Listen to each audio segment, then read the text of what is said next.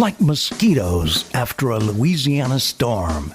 We just can't get rid of this guy. The Walt Benetti radio program on WGSO 990 AM.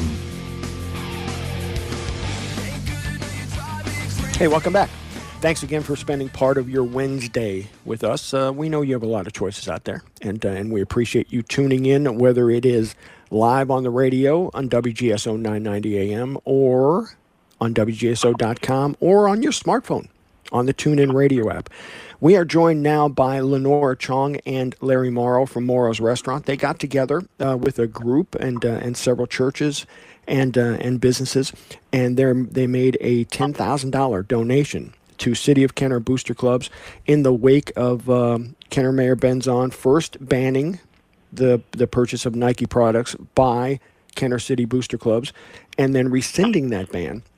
So turning a negative, like we said, into a positive and a very good thing to help impact our children, and we appreciate their time and their efforts.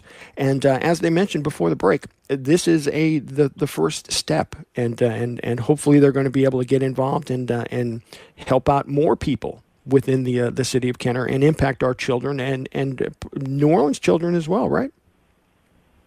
Sure. Yes. Just reaching out wherever there's a need, and obviously we applaud businesses who get involved. And go ahead, Lenora. I'm sorry. No, we're definitely community-minded people. My son, he played for what park was that, Larry? In Kenner. Gladys. Gladys. We lived in the Driftwood subdivision, and he played for that park. And so we definitely want to support it. We want the, children who, some children who maybe don't have the resources to play for a high school or any kind of private organization, or their parents can't pay for them to be on teams. I think that this is important because it allows sport activities to, it gives children access to sport activities. Keeps them out of trouble. It teaches them teamwork. It shows them, how to work through adversity and just push through. And so we think it's important. My son is very, very community-minded, and I've always supported anything he has done. So I think that his courage comes through the support system that he has. It's important for our children to have support systems. And a lot of people don't understand the importance of role models, whether it's in the business community or just a volunteer coach out there mentoring our youth and helping them, empower them and get them better. And recreational sports. I mean, I was heavily involved in sports when I was a youngster, and I know that that helped keep me busy and keep me out of trouble. And walking the straight and narrow because I wanted to play baseball. I wanted to play basketball. I wanted to play football.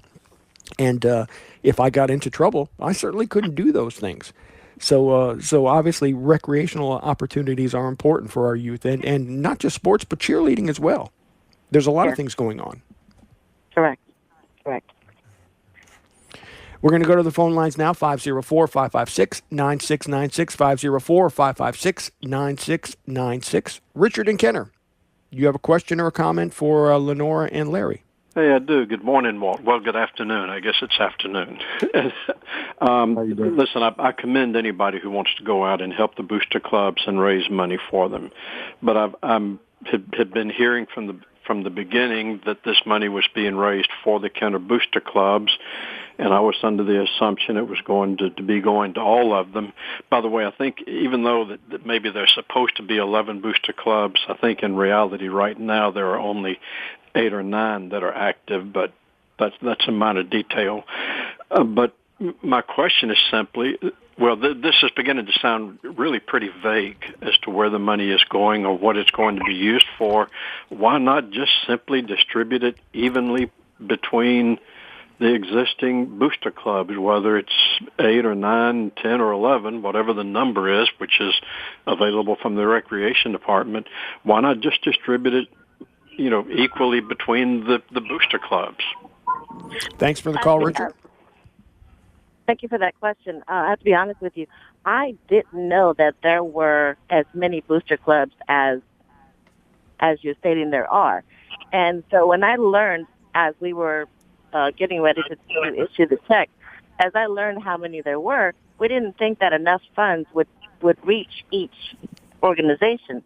So we thought maybe it might be best that if one booster club or one team had a bigger need that maybe needed more things than another uh, team did, that they could get all of the things that they needed by funneling the money um, to those organizations um, by the amount of need they had. If that makes any sense. Yeah, there are some more economically disadvantaged booster clubs in Kenner and areas of Kenner, as I'm sure you know, and obviously, like I said, the $10,000 donation is huge for Kenner, and now we'll figure out how the money's going to go and how we're going to how it's going to be distributed.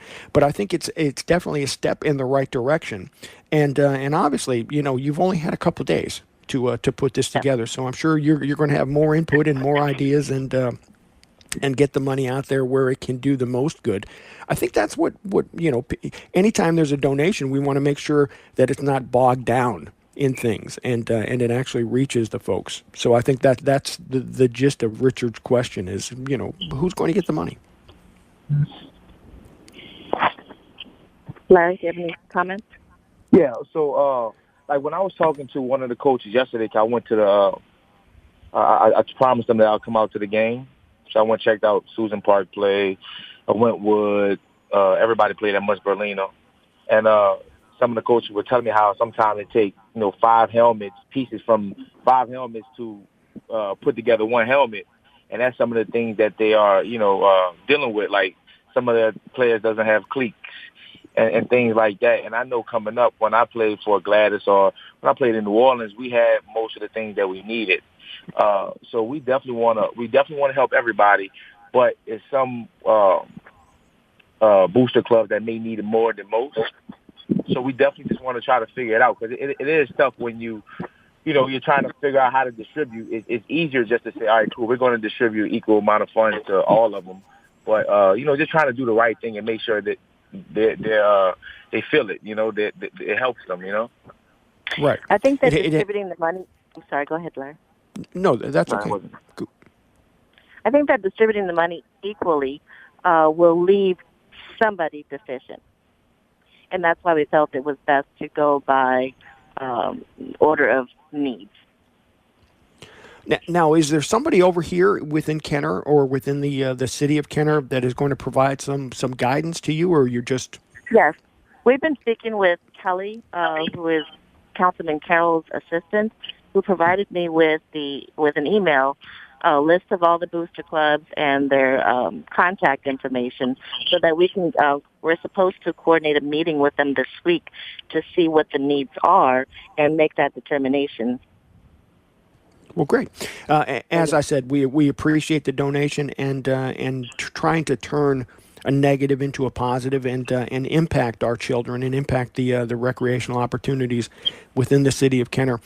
In the last couple minutes that we have, I want to talk about the restaurant because I love food. And tell us about the restaurant and reopening and where that is going. Well, we all love food, and my love for food is my passion. And since a little girl, I've always enjoyed cooking. My father was a chef, and we cooked together. But when my son and I decided that we would come together and be partners, him being in the entertainment industry, hosting big events with big names, and myself having owned several restaurants and a catering business, it made sense for us to bring our two hospitality talents together as one. And it has been an amazing journey. And the restaurant is on St. Claude?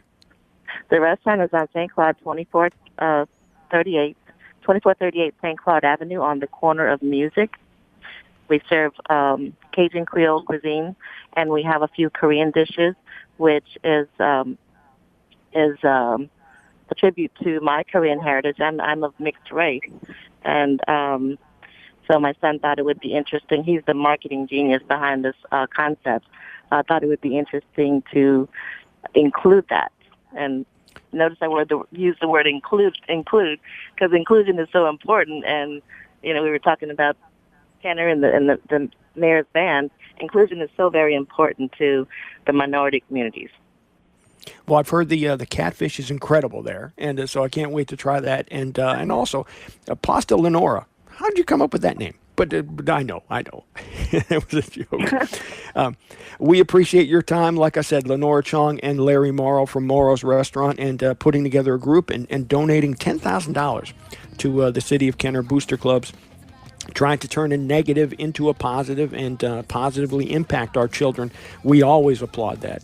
And hopefully at some point we're going to get a chance to meet face-to-face and help you further and raise more money and make do more great things within the city of Kenner and in Metro New Orleans.